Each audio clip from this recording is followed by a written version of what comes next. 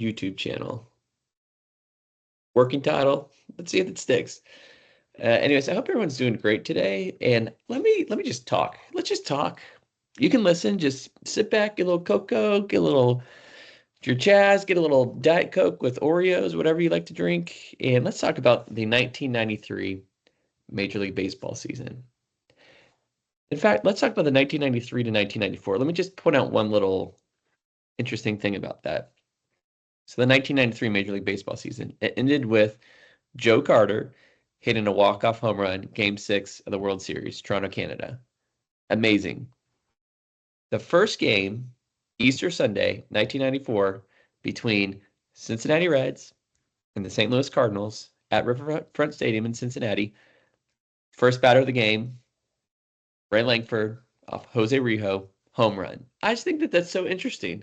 93 ends with a home run, 94 starts with a home run. Very cool. Now, the 1993 Major League Baseball season, you had Toronto, AL East champs. You had Chicago White Sox, AL West champs. Frank Thomas, Robin Ventura, Jack McDowell. Amazing team. George Bell, don't forget about George Bell, my guy, former Blue Jay, George Bell. So they matched up with the Blue Jays, the defending champions, and the 1993 ALCS. Let's just relax, enjoy it. Let's just enjoy life a little bit, okay? So it was a really interesting series because there's controversy of should Bo Jackson start? Should George Bell start at DH? You know, just a lot of intensity there. So ultimately, the Blue Jays prevail, winning their second in a row pennant in the American League. Now, in the National League, the senior circuit, you have the Phillies and the Braves. Now, I've talked about this in a lot of my previous videos. Everyone keeps saying, like, Jordan, are you obsessed with the Phillies? Maybe. I don't know. But 1993, Phillies came out of nowhere, really. No one thought during spring training they were going to be anything, but they sweep the Astros to start the season, and they just never look back in the National League East. Now, the National League West. Oh, let me tell you about some things on the National League West. San Francisco Giants signed Barry Bonds from the Pittsburgh Pirates to a lucrative contract. I'm talking lucrative, capital L, baby. Lucrative contract in the offseason. So the Giants have Bonds. They got Matt Williams. Willie McGee's there. Royce Clayton's there. They got Rod Beck being their closer. Jim Burkett. I mean, they have a great team, and they won over 100 games that year. So nothing to sniff about. But keep in mind, this is the last year when only two teams from each league made the playoffs. So you had to be elite, or your division had to be really bad, and you had to just be the best. So yeah, the San Francisco Giants. Then you have the Atlanta Braves, the pitching-rich Braves. You already had Glavine, you already had Smoltz, you had Zane Smith, you know, in the peripheral things for the last few years. They signed a young man who previously played for the Chicago Cubs named Greg Maddux. Not sure if you've heard of him in the offseason. So the Giants' big splash in that division, this is just in the NL West. I know it's weird the Atlanta Braves were in the NL West, but believe me, you had the Braves, the Reds, the Astros, the Dodgers, the Padres, the Giants, the Gigantes. So just really fascinating because the Braves, owned by Ted Turner, went for rich when it came to getting a pitcher. And when it came to, and then after the All-Star game, so allegedly there's some talk between some of the Giants players, maybe Bonds and Glavine or Smoltz, some of those during the All-Stars where the Giants guys were like, we finally got you. The Braves have been dominating. And then, keep in mind, this is 93. The Braves still had years and years and years to go to keep winning division championships. But, you know, they were like, hey, guys, we got a big lead on you. And so what the Braves did is they actually made a trade to get the crime dog, baby. Yeah, Freddie McGriff, Hall of Famer. And so they got him halfway through the season, second half of the season. And what was so funny was his first game as a Brave was against the Cardinals, the stadium. This is, I think it's Fulton County Stadium, was before Turner Field caught on fire. And so there was a statement where Ted Turner was like, the Braves are going to catch on fire. And you know what? They did. They did. And it's wild. And so it came to the last day of the season. The Braves beat the Rockies. This is Rockies first year. Maybe the Rockies were in the West too. I said that anyways. I said the divisions earlier. Sorry if I messed up. So and this is the first year of the Rockies and the Marlins expansion teams. Now the Giants then had to play the Dodgers, their old friend rivals, the Dodgers. And this is in Chavez Ravine. This is in Dodger Stadium. So Dusty Baker, this is his first year as a manager, and let's go little side quest right there. Dusty Baker. So his first game was against the Cardinals. The Cardinals had Geronimo, no, Geronimo Pena, whose son, Jeremy Pena, would become the World Series MVP, winning Dusty his first, and as of now, only, maybe he'll come back, I don't know, World Series championship. So it's kind of a nice full circle moment.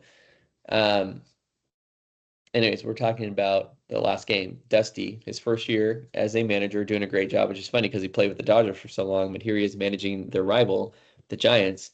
And so he sends out 20-year-old Solomon Torres to pitch a very pivotal game. I mean, think about the 93 Dodgers. This is the year that Mike Piazza became Mike Piazza. He wasn't just some no-name guy who got drafted way late, like in the 70th round, who was a friend of Tommy Lasorda, their manager, family friend. No, I mean, this guy was going crazy. 35 home runs that year, 93, rookie of the year. And so he had Mike Piazza, Eric Karros, those types of guys. Corey Snyder, Earl Hershiser are still there. So, I mean, it was you know, again, this goes back to you had to be truly an elite team, but this is still a good team.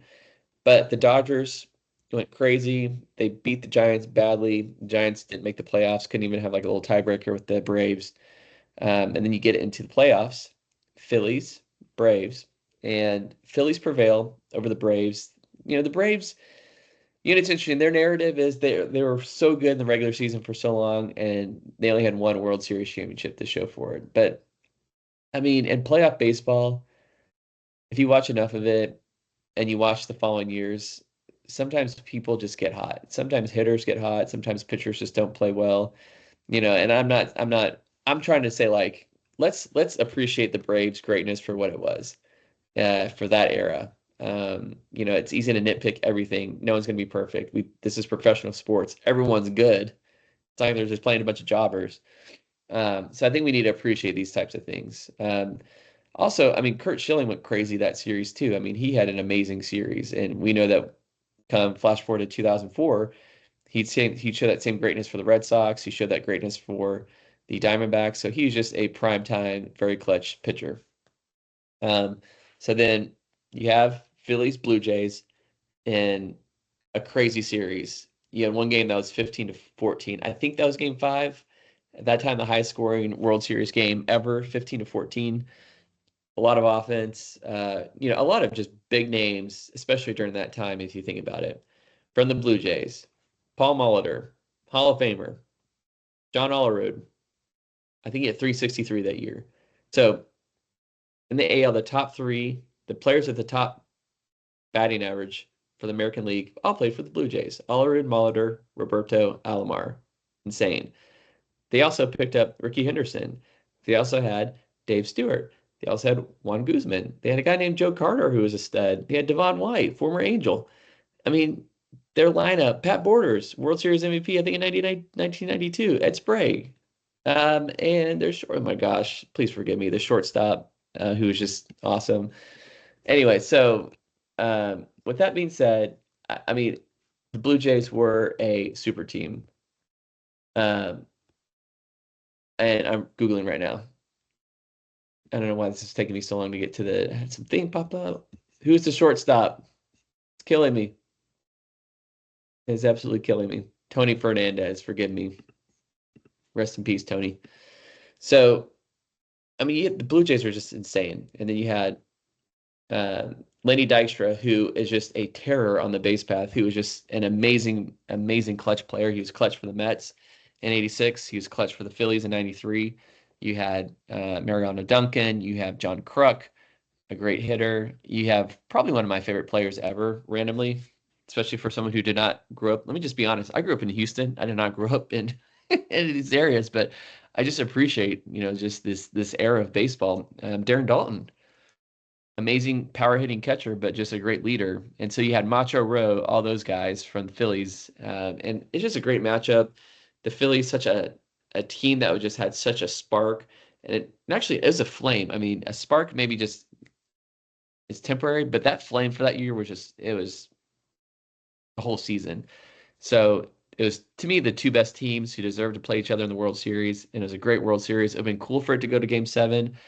I really think that if Joe Carter doesn't hit that home run and Mitch Williams gets him out, we're seeing Game 7, and you do not know what happened. I think it's a coin flip. Phillies could have won.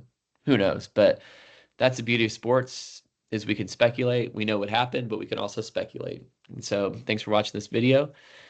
God bless you, and have a great day.